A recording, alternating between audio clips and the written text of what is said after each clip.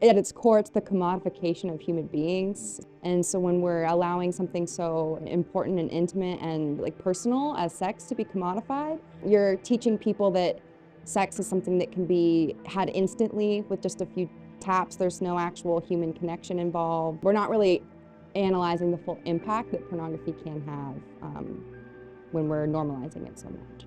I think one of the biggest misconceptions about pornography is that it is like harmless, when in reality, most people who go on maybe like a regular pornography website, they're not really analyzing if that person, they don't know if that person was trafficked, they don't know if those people were coerced. That's a big misconception in pornography, is just that it's completely harmless and you watching it doesn't actually mean that anyone's being harmed behind the camera.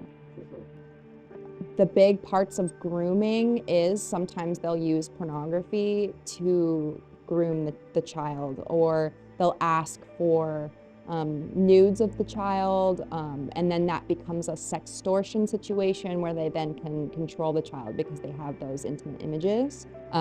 Just being aware that that is something that is a factor, and so pornography exposure can be considered child abuse. It is used in predators' tactics, and same thing with like self-produced intimate images of yourself, self-produced child pornography.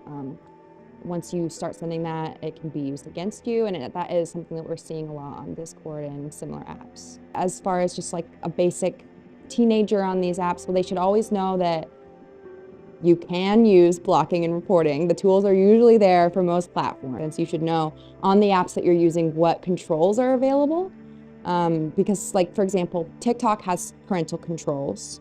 Discord doesn't have parental controls, but they both have safety settings. And so you can go in there and you can adjust safety settings to be the most safe. For example, you can block direct messages from strangers. You have to have them be your friend, or you have to add them before they can direct message you. That's kind of one easy way to avoid predators or being sent things you don't want to be sent to you, such as pornography.